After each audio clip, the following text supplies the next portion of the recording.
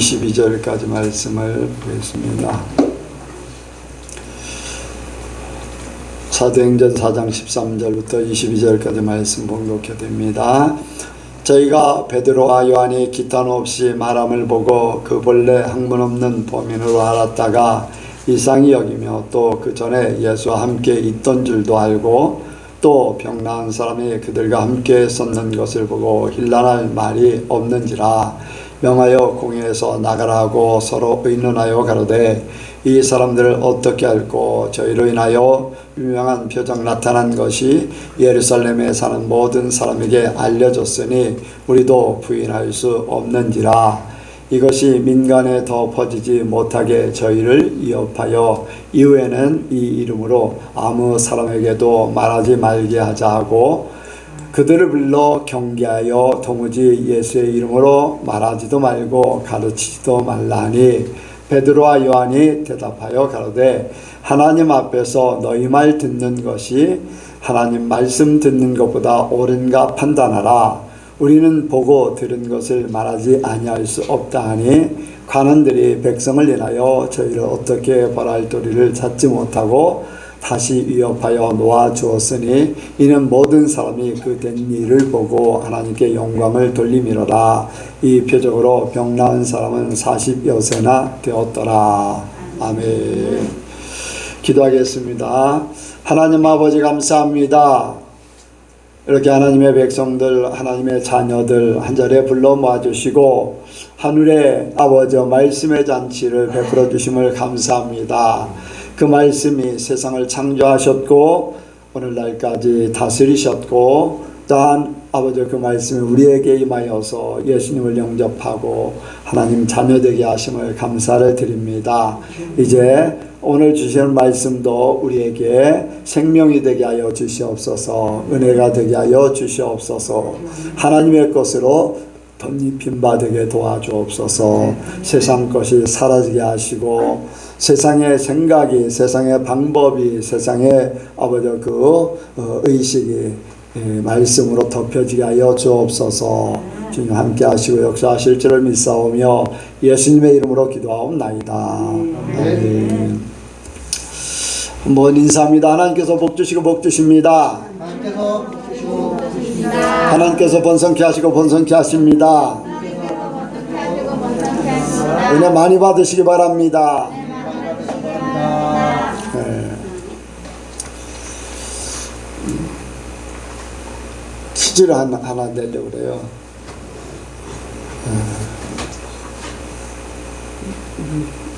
등산을 좋아하는 사람들도 있는데 그럼 더 등산을 좋아하는 사람은 더 쉽지 않을까. 우리나라 사람들이 가장 좋아하는 산이 어떤 산이에요? 등산 좋아하는 조상님 산이? 왜? 몰라요? 그냥 대충 통계적으로 한번 생각해 보세요. 한라산, 백두산. 나도 백두산도 가보고 한라산도 가봤어. 설악산도 가보고 지리산도 가보고 덕유산도 가보고. 어떤 산인 것 같아요? 네? 그건 알아서 생각할 문제지. 내산. 내산이야? 내산은 사람들이 프로테이지로 그렇게 많이 좋아할 것 같지 않아요? 이승미 집사님 어떤 산인가? 제산? 비슷하게 맞추려고 하네. 제일 잘 맞출 줄 알았는데 이승민 집사님이. 부동산이요? 네, 부동산. 부동산. 한국 사람이 제일 좋아하는 게 부동산이래요. 한번 웃자고 한 겁니다. 자, 이제 얼굴이 좀 펴져야지 돼요. 얼굴이 좀 환해져야지 돼요. 긴장하지 말고 하나님의 말씀을 은혜로 받으시기 바랍니다. 기쁜 마음으로 웃으면서 받으시기 바랍니다. 이번 주간에는 그런 생각을 이제 굉장히 이제 많이 하게 됩니다. 어떤 분이 이제 어떤 목사님 설교를 잘해, 이제 그런 얘기를 할 때, 그래? 그게 이제 잘하는 설교가 뭔데?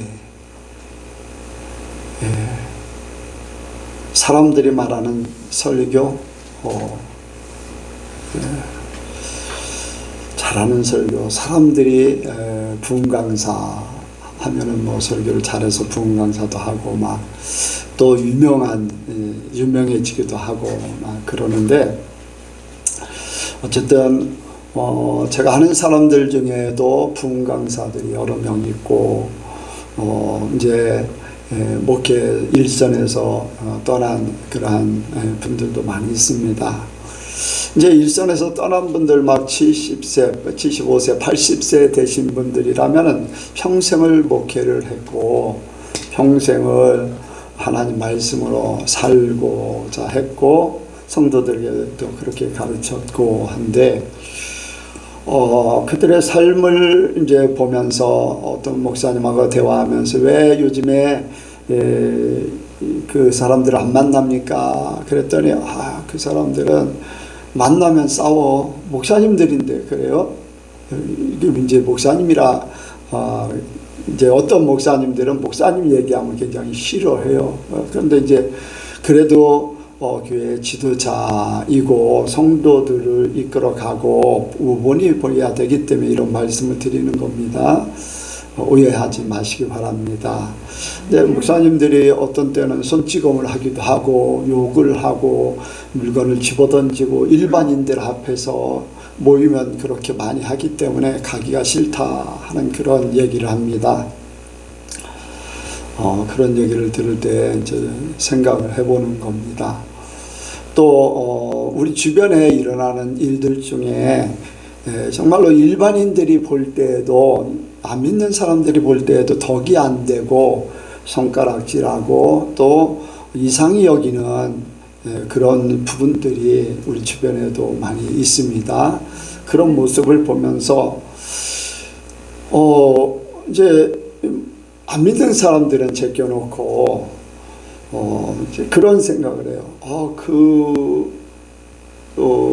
그 사람들이 믿는 하나님하고 내가 믿는 하나님하고 다른가? 아니면 내 믿음이 그 사람들하고 다른가? 라는 그런 생각도 해봅니다. 왜냐면은 그 사람들의 생각이나 행동이나 일을 하는 일들을 보면은 일반 사람들도 저건 아니다라고 하는 그러한 양심의 그러한 삶의 기준이 이렇게 일반인보다도 더 낮은 그런 수준, 그런 수준을 아주 당연하게 아무렇지도 않게 이제 이렇게 생각하고 살고 또 추진하고 하는, 또 행동하고 하는 그런 모습을 봐요. 오늘 아침에 아이반 더툴의 간증을 잠깐 들었어요. 지옥 가는 크리스찬 해가지고서 잠깐 나왔길래 이제 그걸 보게 됐는데, 저는 그런 거를 굉장히 이제 관심을 많이 가져요. 혹시라도 내가 어떤 적용이 되면 안 되니까 이제 그런 부분들 말씀을 통해서 이제 주어진 것들, 이제 그런 것들을 하는데, 아이반 더툴이라는 사람이 이제 지옥에 끌려갔어요. 안 가려고 발버둥쳤는데 끌려가서 그곳에서 막 지옥의 냄새가 풍겨오고 사람들의 광경이 벌어지는데, 안 믿는 사람들은 당연하게 있고 예수 믿는 사람들이 굉장히 많았다는 거예요. 자기가 아는 사람도 많고 아는 목사님들도 있고 하면서 거기에 있었다는 거예요. 그러면서 그들의 문제가 뭐냐, 예수님을 믿으면 영접하면은 구원받는다라는 것 때문에 그들의 삶이 바뀌어지지 않아서 지옥에 거기에서 영원히 고통받게 된다, 그런 이야기를 합니다. 그걸 직접 보고 왔으니까요. 그래서 이제 우리는 이제 구약에도 그렇고 신약의 베드로전서에도 보면은 내가 거룩하니 너희도 거룩하라. 우리의 생각이 세상 사람들과는 다른 차원이 있어야 돼요. 세상의 사람들이 이상하게 보고 자기들 기준보다도 얕게 보고 왜 저럴까라고 하는 그러한 하나님 중심으로 나가는 말씀을 지키기 위해서 하는 것은 당연하게 그렇게 자기들하고 틀리지만은 일반 사람들이 생각할 때 도덕적으로 윤리적으로 모든 것이 가하나 모든 것이 유익한 것이 아니고 모든 것이 가하나 모든 것이 덕을 세우는 것이 아니라고. 그러니까 유익하지 않은 것, 덕을 세우지 않는 그러한 부분들에 대해서 우리가 일반인보다 생각의 기준이 높아야지 돼요. 우리의 신앙 양심도 그렇고 우리의 삶의 모든 모습 기준이 어디에 있는가 그것을 생각하면서 오래 살면 살수록 예수를 오래 믿으면 믿을수록 그리스도의 장성한 분량에 이르라고 그랬는데 그리스도의 장성한 분량에 이르는 것이 아니라 지식은 또 설교는 유창하게 하고 모든 사람들 앞에 훌륭한 모습으로 보이는데 삶의 모습은 그렇지 못할 때에 그건 우리가 생각해 볼 문제가 있다고 이제 생각합니다. 그래서 오늘 말씀의 제목이 하나님 앞에 사는 삶. 한번 같이 합니다. 하나님 앞에 사는 삶. 하나님 앞에 사는 삶. 여기에 19절에 보니까 베드로와 요한이 대답하여 가로되 하나님 앞에서 너희 말 듣는 것이 하나님 말씀 듣는 것보다 옳은가 판단하라. 하나님 앞에서 지금 당신들과 우리와 이렇게 대면하고 우리들끼리만 얘기하는 것이 아니라 하나님 앞에서 이 모든 것을 한번 판단해 보라는 거예요. 판단해 보라는 거예요. 그것은 당신들의 신앙 양심상 당신들이 스스로가 판단해서 옳은가 그른가 그것을 알아라. 당신들이 스스로 알아야 되지 않느냐. 하나님 앞에서 사람들이 보는 당신들이 보는 관점이 아닌 하나님 앞에서 이제 그런 부분들을 생각하게 됩니다.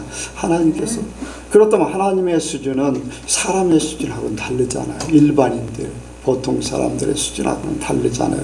그래서 우리가 하나님 앞에 사는 삶을 온전히 살기를 원합니다.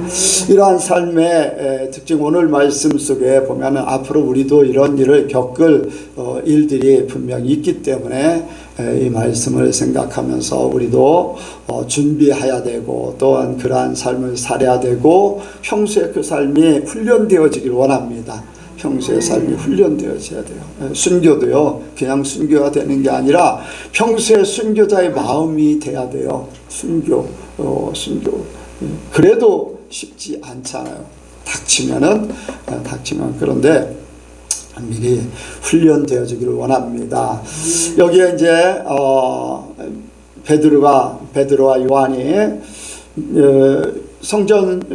성전에 기도하러 가는 중이에요. 성전 미문에 제 구식기도 시간에 이제 미문에 들어갈 때 거기 안진뱅이가 있었죠. 안진뱅이를 이제 기도로서 그들을 일으켰어요. 그 사람이 40세 정도 된다고 그랬는데 나면서부터 안진뱅이였으니까 40여 년 동안 한 번도 걸어본 적이 없잖아요. 뭐 이미 뼈가 굳었고 힘줄이나 근육이나 모든 것들이 다 어떤 역할을 못하는 그러한 상태에서 말씀 한마디에 예수 이름으로 일어나 걸으라 라니까 모든 세포나 또 근육이나 모든 뼈나 이 기능 뇌에서부터 이루어지는 기능이 완전히 다 회복돼 버린 거예요. 걷고 뛰고 그 정도 됐잖아요.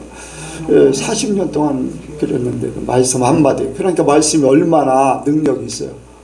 이 말씀을 우리가 받고 있는 거예요. 말씀이 우리 속에 있는 거예요. 그러니까 우리가 그 말씀이라는 것이 얼마나 중요한가를 알아야 돼요. 그래서 그 안진뱅이가 일어나면서 수많은 사람들이 막 몰려들었어요. 그때 이제 설교를 합니다. 왜 우리를 주목하느냐? 우리가 중요한 게 아니라 이 일을 한 예수가 중요하다. 너희가 하나님이 보내신 아브라함과 이삭과 야곱에게 약속하신 이 거룩한 하나님의 사람 예수를 너희가 죽였도다. 그런데 그를 하나님이 다시 살렸다.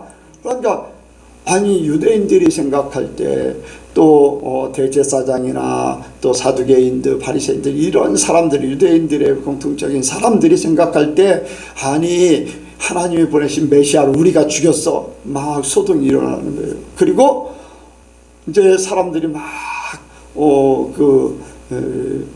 베드로하고 요한에게 집중하니까 베드로와 요한을 붙잡아서 신문을 하게 됩니다. 그래서 그 다음 날 이제 사람들이 유대인과 함께 대제사장하고 사두개인들하고 이제 신문을 하게 되는 거예요. 신문하는 자리에 왜 이런 일을 했느냐? 신문하는 거거든요. 신문을 하는데 바로 이제 너희 이런 일을 하지 말라. 그런데 거기에 이제 예수에 대해서 듣게 되고 예수님과 함께 있는 것을 알고 또 진짜 안진뱅이 일어난 그 자리에 분명히 일어난 것, 그 사람도 그 자리에 있기 때문에 더 이상 흠잡을 수 있는 그런 하지 말라고 예수를 전하지 말라고 핍박하는 협박하고 해서 내보내려고 하는데 바로 이런 고백을 하는 거예요. 이 일을 하지 말라고 너희가 하나님 앞에서 너희 말을 듣는 것과 하나님 말씀 듣는 거 어떤 게 옳은가 판단하라 이렇게 이제 이야기하는 거잖아요. 그러한 상태예요. 근데 이제 여러분들 이때 이 베드로와 요한이 제자들이 받았던 핍박이나 오늘날 진짜로 하나님을 잘 믿는 사람들이 받는 핍박이나 다를 게 없어요. 진짜 믿음의 사람들은 복음 때문에 말씀 때문에 또 그 삶 때문에 핍박을 받게 돼 있어요. 핍박을 받는 것은 당연한 겁니다. 핍박을 받지 않으면 사단이 가만두는 것이고 핍박을 받지 않는 사람들은요 사단이 건드릴 필요도 없다는 거예요. 핍박을 받지 않는 사람들은 일반인이나 또 대충 변질된 기독교인 또 대충 믿는 사람들이나 우리가 다를 바 없으니까 더 이상 뭐 시비 걸을 것도 없다는 그런 거예요. 그런데 여러분들 이런 비난을 받고 저런 비난을 받고 저런 협박을 받고 이런 협박을 받고 나중에는 뭐 이단 소리를 듣고 막 그런 일들 자체가요 하나님의 말씀대로 살면은 아무런 문제가 되지 않아요. 그게 당연한 것이고 오히려 여러분들 진리와 비진리는 대립하게 돼 있어요. 사단이 그렇게 만들게 하고 세상이 그렇게 만들어요. 그게 오늘날 우리가 믿음 생활하는 그 자체입니다. 그러니까 저와 여러분들이 어려움을 겪고 핍박이 닥치고 하는 것에 대해서 복음 때문에 당하는 것에 대해서는 당연하다라는 믿음을 가져야 돼요. 앞으로는 더 많은 일들이 벌어질 겁니다. 뭐 그렇잖아요.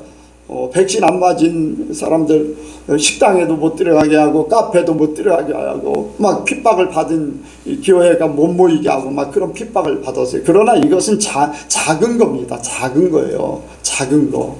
이제는 성경에 보면 아무것도 못 사게 할 정도까지 못 사면 어떻게 됩니까? 매매를 못 하면은 살 수가 없는 거잖아요. 이제 우리 같은 이제 모든 자연에 그냥 깊이 들어가서 산속에 사는 사람이 아닌 이상은 아무것도 사지도 못하고 뭐 금전거리가 안 되면요 전체 아무것도 못하는 올스톱이 돼버리는 거예요. 차를 탈 수도 없고 뭐 전기도 뭐 마찬가지 돈을 내야 되니까 돈이라는 거 다 연결돼 있는 돈 연결 안 돼 있는 게 거의 없잖아요. 다 우리가 살 수 없는 그런 핍박을 받을 때가 분명히 있습니다. 그런데 이 핍박이라는 것이 그냥 주어지는 게 아니잖아요.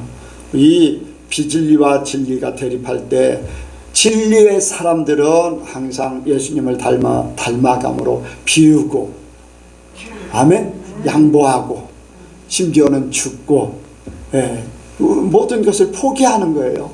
진리는 그렇잖아요. 모든 것을 내려놓는 거예요. 그런데 비진리는요 이 진리를 없애기 위해서 진리를 무너뜨리기 위해서 온갖 것을 세상의 모든 것들을 다 동원하는 거예요. 권세를 동원해 대사장이라는 권세를 동원하고 유대인들을 막 동원하고 힘을 막 동원하고 요즘에 어떻습니까? 권력을 동원해, 정부의 권력을 동원하기도 하고 막 그런 일들이 벌어지는 거예요. 이제 그때 당시에 이제 대제사장의 그 정치 세력이나 마찬가지예요. 종교 정치 세력이나 마찬가지예요. 유대인들에게는 오히려 유대인들에게는요, 종교가 정치보다 더 위에 있어요. 더 위에 있어요. 그렇기 때문에 그런 것들. 이 모든 것들이요, 이 세상의 모든 것들을 동원해서 핍박을 하게 돼 있어요. 그게 사단의 전략이고 세상이 믿음의 사람들을 무너뜨리는 방법이에요. 어떤 때는 유혹하기도 하고 회유하기도 하고. 뭐 만약에 사단이 하와를 미혹할 때 너 안 따먹으면 죽여! 그렇다면은 아마 쉽지 않았을 거예요. 그 따먹게 하는 게.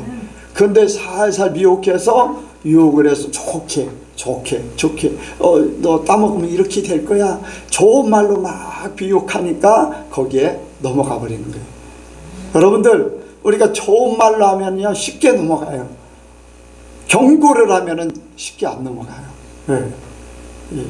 그러니까 사단이요 이런 미혹을 가지고도 진리를 무너뜨릴 수 있어요. 이런 것들을 우리가 잘 이제 이렇게 생각을 해야 됩니다. 마지막 때는요 순교를 각오해야 돼요. 마지막 때는 순교를 각오해야 돼요.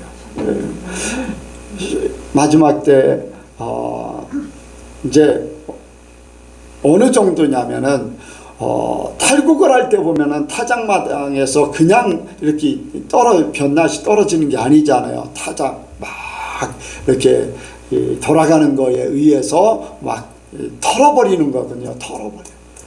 그래서 그 몸체에서 알곡만 떼어내버리는 거예요. 그러니까 그러한 어려움을 겪으면서 이 알곡으로 자리 잡게 되는 거예요. 알곡만으로 딱 자리 잡게 돼요. 또 나중에 어떻게 되냐? 알곡이요 이제 벼나락이 쌀이 되려면 어떻게 돼요? 여러분들 쌀이 되려면 옛날에는 뭐였어요? 디딜방아로 빵빵 쪘어요. 그래가지고 벗겨지게 만들어. 요즘에는 눌러서 벗겨지게 만들어. 꽉 눌러가지고 껍데기를 싹 벗기는 거예요. 그만큼 알곡이 되고 하나님의 사람 양식이 되고 이러한 존재가 되려면은요 세상에서 그만큼 핍박을 받아야 되고 고난을 당해야 되고 자기 자신을 벗겨내야 돼요. 털어내야 되고 벗겨내야 되고. 아멘. 하나님께서 우리를 이제 취할 만한 존재로서의 모든 것들이 이루어져야 돼요. 그런 것이 없으면은 여러분들 나는 나대로 그냥 있다가 그냥 없어져 버리는 존재가 되는 거예요. 그러니까 여러분들 당연하게 핍박받는 것을 세상에 핍박받는 거 또 어떻게 보면은 내가 하나님 말씀을 지키기 위해서 내 육신하고의 싸움 내 육신과 영혼의 싸움이 엄청난 어려움이 있을 수 있어요. 이게 어떻게 보면요 세상에서 주는 핍박보다도 내 자신의 자아가 부딪히는 이 고통이 더 클 수도 있어요. 여러분들 그 고통을 견뎌야 돼요. 넘어야 돼요. 이러한 갈등과 이러한 결정하면서 자기 자신의 모든 것들이 벗겨지는 거, 털어내는 거, 이 자신 속에 있는 것과의 싸움, 이 내 속에 이제까지 자리 잡고 있던 육신의 비슬림, 육신의 것, 세상의 것, 하나님의 것이 아닌 나의 것, 이러한 것들이 다 털어져야 되고 벗겨져야 되고 그래서 내 것만 하나님의 것만 말씀만 내 속에 남아지는 아멘. 내 영과 예수의 영과 하나가 돼서 남겨지기까지 우리는 고난을 겪어야 돼요. 핍박을 받아야 돼요. 이것을 당연하게 여겨야지 돼요. 왜 나만 받는 고난이냐고. 그런 가사 제목도 있는데 여러분들 나만 받는 고난 나만 받아야 돼요. 왜? 나라는 존재가 다른 사람들은 핍박을 안 받아도 그 사람은 그 사람의 문제이고요. 나는 내 문제예요. 내가 아까 초반에 말씀을 드렸어요. 그런 목사님들이나 그런 행동하는 그런 일들을 추진하고 그런 일들을 아무렇지 않게 여기는 그런 사람들에 대해서 그들이, 제가 잠언서를 읽으면서 너의 지혜로운 말을 미련한 자에게 말하지 말라. 그 미련한 자가 너를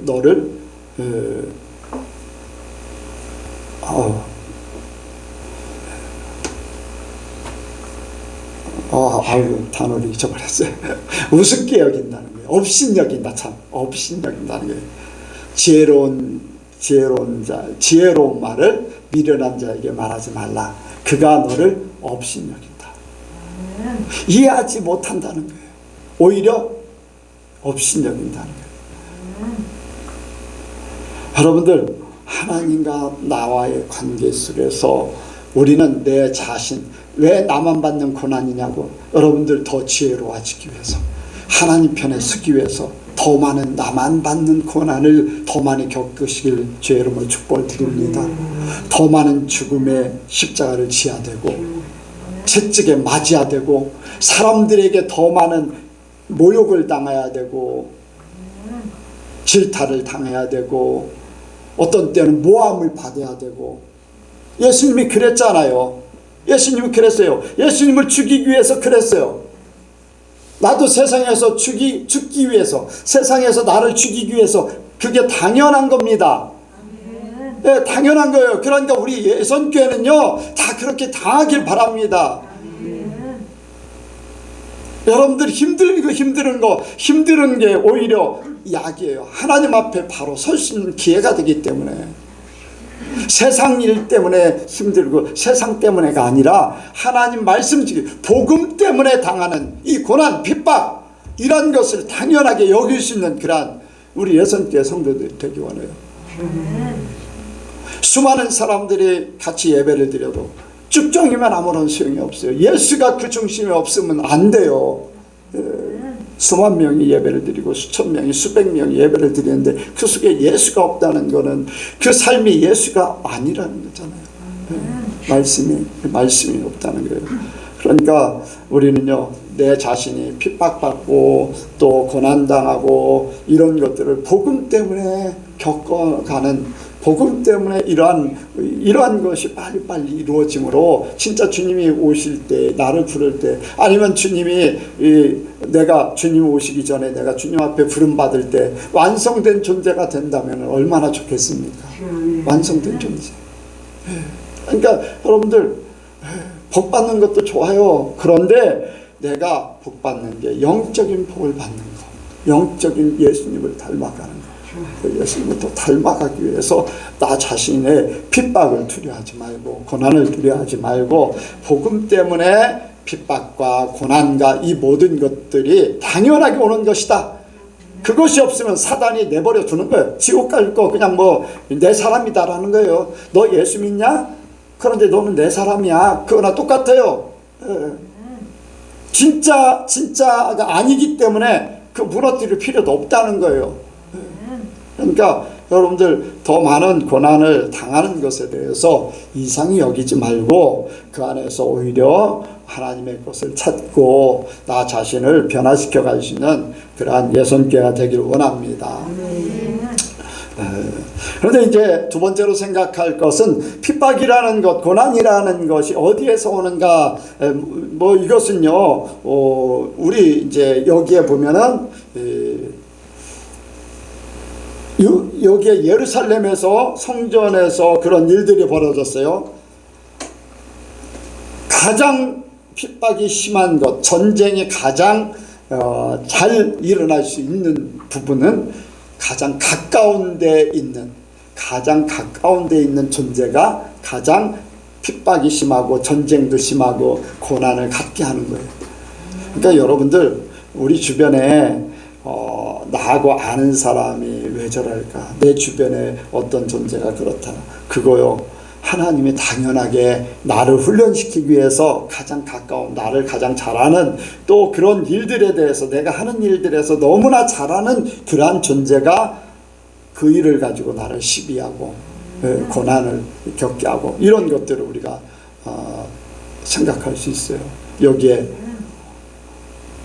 아니 병을 고쳤는데 40년 동안 걸어보지 못한 사람을 그 자리에서 고쳤으면 모든 사람들이 다 좋아해야 되잖아요.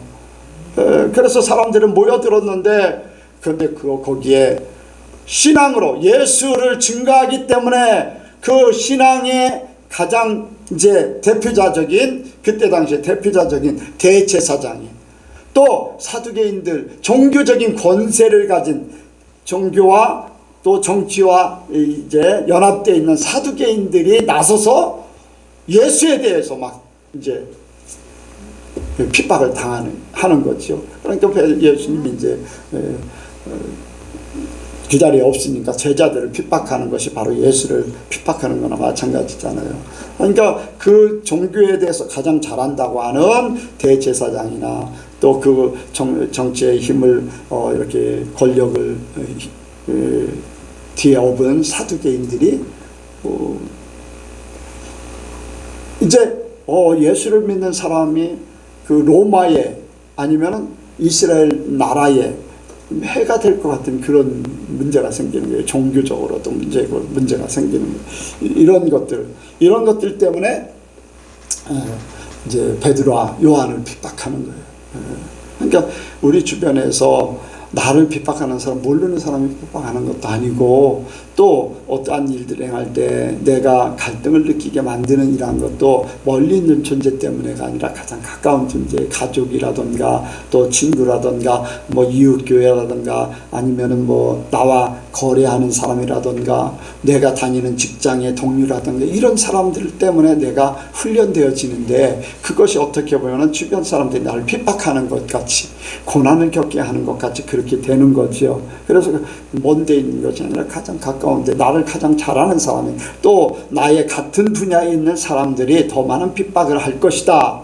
이제 여러분들 이 말씀을 드리는 이유는 우리가 준비해야 된다라는 것이 믿는 자들에게서 더 많은 핍박을 받을 거기 때문에 그래요. 그거를 미리 알으라는 거예요. 안 믿는 사람들을 통해서가 아니라 믿는 사람들이 잡아주는 그런 일들을 겪을 거라는 거죠. 그래서 뭐 보면은 구약에도 그랬어요. 구약에도 선지자들이 많은 핍박을 받았잖아요. 특히 이제 미가 선지자의 예를 들어서 미가 선지자가 핍박받은 이유 중에 하나가 궁중 선지자 400명이라는 궁중 선지자들이 있었어요. 그 궁중 선지자들도 하나님의 말씀을 받고 하나님의 은혜를 받은 사람이기 때문에 선지자잖아요. 그런데 400명의 궁중 선지자 때문에 미가 선지자가 엄청난 고난을 당하잖아요. 다른 사람들 때문에가 아니라 그 잘못된 미가 선지자 때문에 아방에게 더 많은 고난을 당하는 거예요. 그러니까 여러분들 진짜 진리에 온전히 말씀으로 모든 삶을 살려고 하는 예수 중심 하나님 중심으로 살려고 하는 사람은요 앞으로요 그렇지 못한 교회나 그런 단체 이런 상태의 사람들에게 더 많은 어려움을 겪을 겁니다. 여러분들 이제 최근에 이제 감리교회에서 이런 사건이 벌어졌어요. 감리교회에서 목사님 한 분이 그 뭡니까 동성애자 거기 가서 기도를 했어요. 그래서 이제 동성애자 거기서 이제 목사님인데 가서 기도를 했어요. 기도를 했는데 이제 교단에서 그를 이제 제명을 시킨 거예요. 제명을 시키는 거예요. 그랬더니 젊은 목사들이 들고 일어났어요.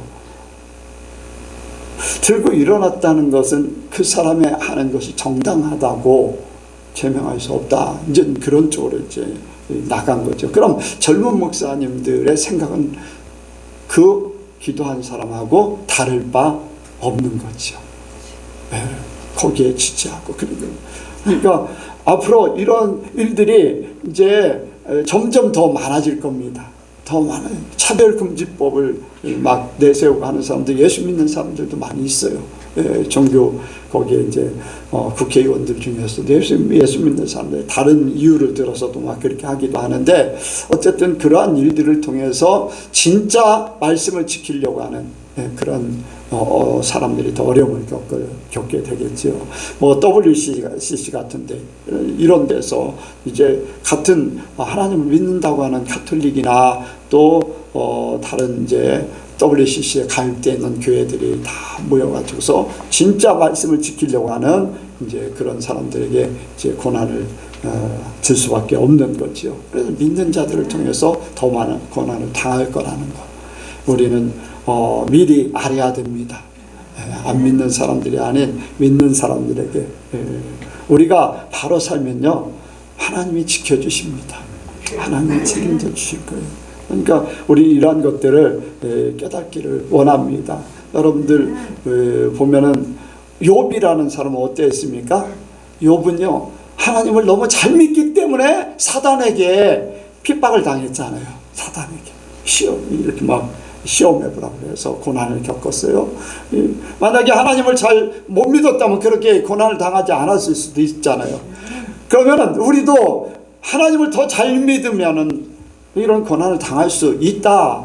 그런데 그 고난이 그 욥에게는 사단이 직접 그런 일들을 겪었지만은 우리 주변의 사람들을 통해서 사단이 더 많은 고난을 네가 믿으면 얼마나 잘 믿어 하면서 시비 걸을 수도 있어요. 이런 것들에 대해서 우리는 내가 하나님 말씀의 진리 안에 있기 때문에 나를 무너뜨리려고 하는 거다. 나를 무너뜨리려고 하는 거다. 그런 생각을 가지고 믿음을 견고하게 지키기를 원합니다. 그리고 이제 특히 이제 세상이나 교회나 아니면은 뭐 이런 데서 이런 핍박을 하는 이유는요, 자기들을 방어하기 위해서 그런 거예요. 유대교가 예수님으로 말미암아 유대교의 모든 교리가 부정되어지니까 제사장 사두개인들이 예수 믿는 것을 핍박하는 거거든요. 자기 방어를 위해서 그렇게 하는 거예요. 자기 방어.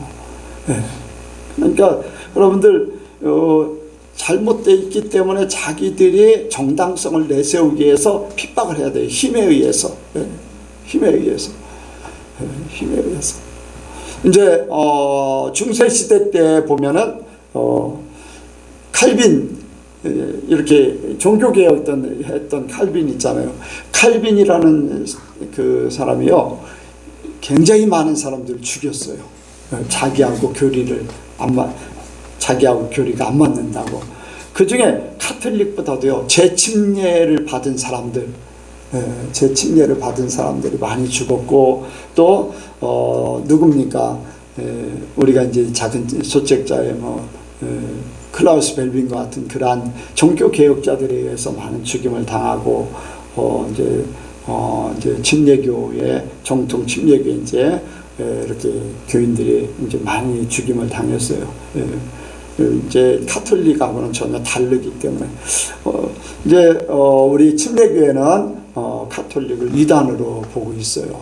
그래서 카톨릭하고 이제 교제를 안 하는데, 다른 교단에서는 많이 이제 교제도 하고, 이제 WCC 같은 데는 함께 이제 지난 이제 얘기했듯이 카톨릭하고 같이 예배를 드리고 하는 그런 일들이 벌어지는 그런 건데, 어쨌든 그러한 일들을 통해서 자기 방어를 위해서, 아니면 욕심, 자기들의 욕심 때문에, 이기심 때문에 잘 나가는 것을 핍박, 너네들이 말씀을 지키면 얼마나 잘 지켜, 시기하고 질투해서 그런 사건들이 벌어지는 겁니다. 그래서 우리는 이러한 일들이 우리 속에 나도 모르게 그러한 부분들이 이렇게 우리에게 도전할 수 있어요.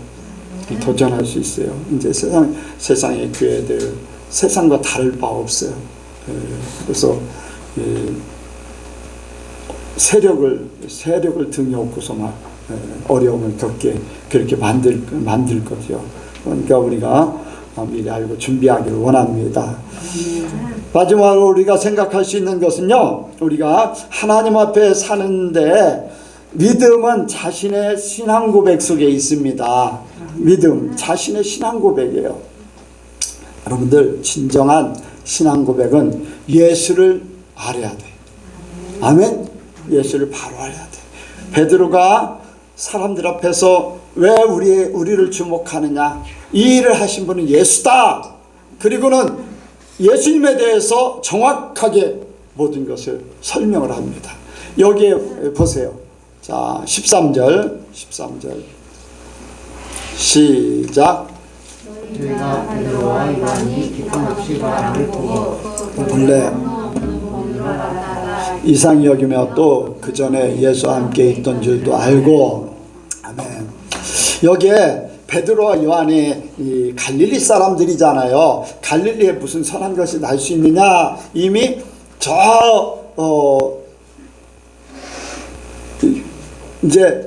갈릴리는요 아주 서민 취급하고 예루살렘에서 굉장히 멀기 때문에 아주 이제 낙오된 지역, 그런 식으로 이제 고기나 잡아먹고 사는 뭐 그런 존재, 뭐 농사나 짓고 사는 존재, 뭐 그런 쪽으로 이제 아는 거예요. 예루살렘의 중심은 이제 종교적으로, 학문적으로 모든 것들이 이제 발전하죠.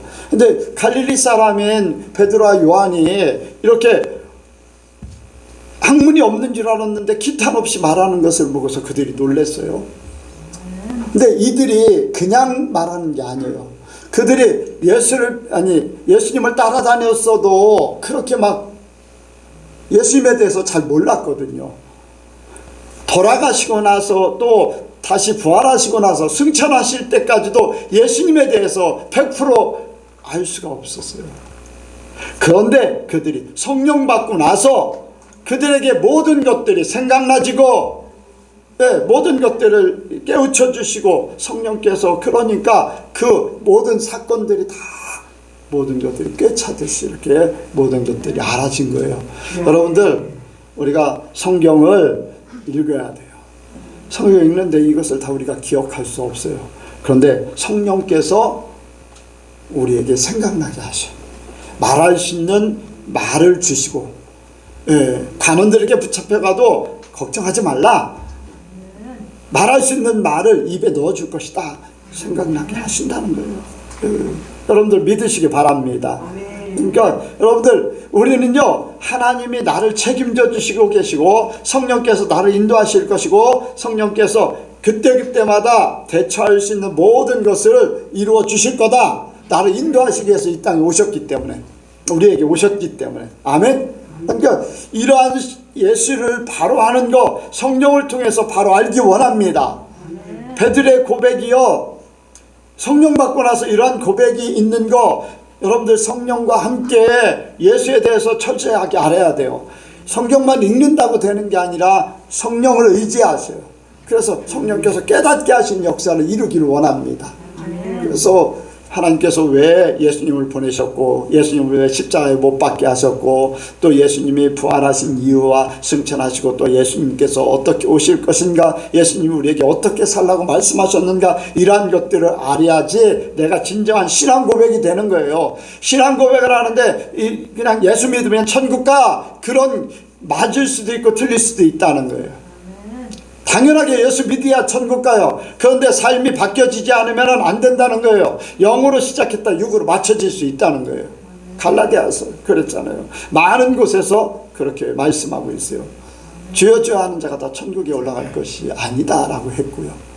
그러니까 우리가 진정한 신앙 고백은 성령이 우리를 인도해서 진짜 예수를 바로 알고 예수의 삶을 내 삶 속에 그대로 이룰 때 내 진정한 신앙 고백이 그 속에 나옵니다.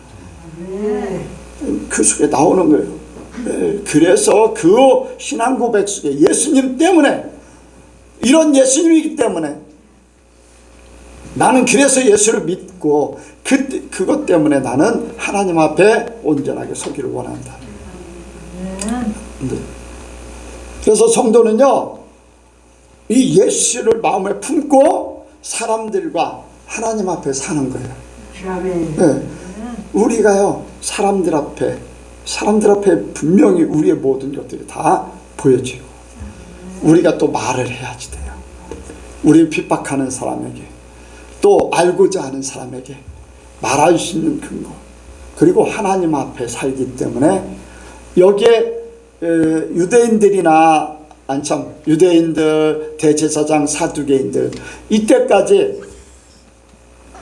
여러분들 이 베드로와 요한이 하나님 앞에서 너희 말 듣는 것과 하나님 말씀 듣는 것 어느 것이 옳은가 판단하라 라고 하기 전까지는요, 이들이 그냥 자기들의 생각으로만 움직였어요. 그래서 막 핍박하는 거예요. 협박해서 예수를 전하지 말라. 그런데 이들은 하나님을 제대로 생각하지 못해요. 그런데 베드로 요한은 하나님을 생각하는 거예요. 누가 더 중요한가? 하나님 앞에서 이 모든 것을 판단해라. 당신들 그렇게 하라. 이들이 협박은 하되 어떻게 할 수가 없어요. 할 수가 없어요. 아직도 그래도 자기중심으로 믿는 거잖아요, 그들은. 그런데 베드로와 요한은요, 하나님 앞에 자기 자신을 믿음으로 고백하면서 자기를 방어하는 거예요. 예수를 방어하는 거예요. 우리의 삶도 그렇게 되길 원합니다. 여러분들, 베드로와 요한이 그 대제사장과 거기에 있는 사람들에게 이야기했지만은 이 질문을, 이 문제를 여러분들 우리는요 거꾸로 뒤집어서 나에게도 질문해야 돼요. 나에게도 질문해야 돼요. 네가 사람들 앞에 사느냐 하나님 앞에 사느냐? 하나님 앞에만, 아니 사람들 앞에만 산다고 생각하면 안 된다. 너는 하나님 앞에 살고 있지 않느냐? 하나님이 보고 계시고 듣고 계시고 알고 계시고 이 모든 것들이 하나님께서 판단하시고 계시다는 것을 알아야 돼. 여러분들 사도행전 5장에 보면 누가 나옵니까? 사도행전 5장에 아나니아 삽비라 예수를 믿었어요. 은혜를 받았어요. 재산을 팔아서 바칠 만큼 은혜도 받았어요. 그런데 어떻게 됐습니까? 그들은 하나님 앞에 온전히 하나님 앞에 그 재물을 바칠 때, 재산을 바쳐서 재물을 바칠 때 하나님 앞에 드리는 겁니까? 하나님 앞에서 드리는 겁니까? 아니에요. 자기 아내와의 사람 스스로 자기들도 속이고 아내도 알고 남편도 알고 나 자신도 알고, 그래서 말씀을 거꾸로 뒤집어서 하나님 앞에 너희가 옳은가 판단하는 아니라 내가 하나님 앞에서 옳은가 판단하라. 내 신앙 고백이 그게 있어야 돼. 내 신앙 고백이 이 일이 하나님 앞에 옳은가 생각해라.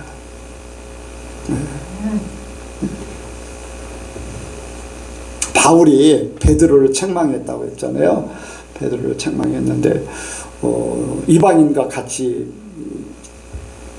먹다가 유대인들이 오니까 그 자리를 피해버렸어요.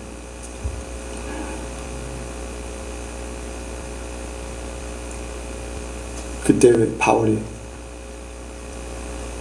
그렇게 행동하는 것이 사람들에게 그대로 보여진다. 하나님 앞에도 그렇지만 사람들 앞에도 우리는 사람과 하나님 앞에 사는 존재예요. 아멘? 저는 이제 그런 생각을 많이 합니다. 몇 주 전에 그런 설교를 했었잖아요. 어리석은 깨달으라.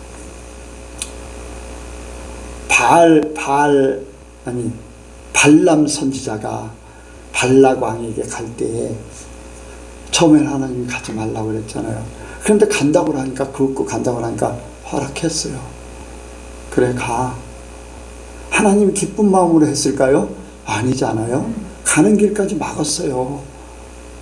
그런데도 갔어요. 나중에 어떻게 됐어요?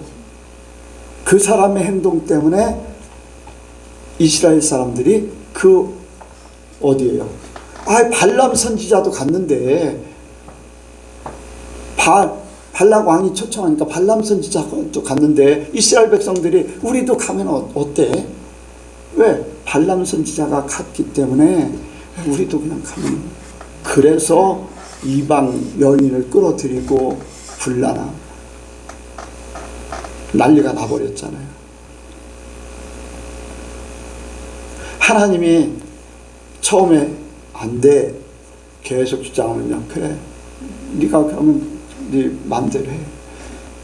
그런데 결코 그것은 옳은 게 아니라는 거예요. 허락은 하셨지만은 너의 요구는 이루어졌으나 내 영혼은 파리하였다. 네. 시편 106편에 보면 있어요. 너의 요구하는 것은 들어주지만 너의 영혼은 파리하게 하셨다. 네, 그렇거든요. 그래서 우리가 하나님이 기뻐하시는 일, 하나님이 노하면은 멈춰야 돼요. 내 욕심을 내서 그냥 가면은 하나님도 그냥 내버려 둘 수 있지만 나중에 그 결과를 내가 그대로 당하게 돼요. 그래서 우리는 나 자신을 끝까지 사람들 앞에, 하나님 앞에 모든 것이 유익하게 되고 덕이 되기를 원합니다. 그래서 우리의 중심은 하나님이 돼야 돼요. 나의 주인공, 나의 삶의 주인공은 하나님. 그래서 하나님 앞에 사는 것, 하나님이 가장 큰 분이고 우리 삶 속에 삶에 하나님이 극대화시킬 수 있는, 하나님 중심으로 모든 것을 이룰 수 있는 그러한 삶이 되기를 원합니다. 그러면 우리가 어떠한 상황 속에서도 이제 주님이 언제 오시든지, 세상에 어떤 일들이 벌어지든지, 나에게 내 인생에 어떤 일들이 벌어지든지 그런 게 문제가 되지 않아요. 내가 이미 하나님과 함께 하기 때문에 훈련되어지고 연단되어져서 하나님 중심으로 모든 삶이 이루어져서 이 땅에 사는 동안에도 하나님과 동행하다, 주님이 부르신 때 에녹같이 하나님 앞에 올라가기를 원합니다. 기도하겠습니다. 하나님 아버지, 우리가 하나님 앞에 살기를 원합니다.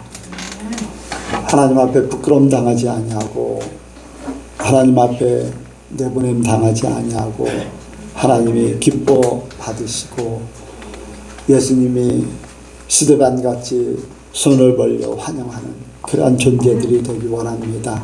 우리의 선교회 모든 성도들, 예수님 닮은 사람, 점점 믿음이 커가며 영으로 시작해서 더 큰 영으로 아버지 이루어지는 역사가 있게 하여 주옵소서. 주님, 마지막 때를 당하여서 순교의 반열에 들을 수밖에 없는 그러한 아버지 존재도 있습니다. 주님, 아버지 훈련하고 연단마다 한 사람도 나고자 없게 도와주옵소서. 성령께서 감동하여 주옵소서. 함께 하실 줄을 믿사오며 예수님의 이름으로 기도하옵나이다. 아멘.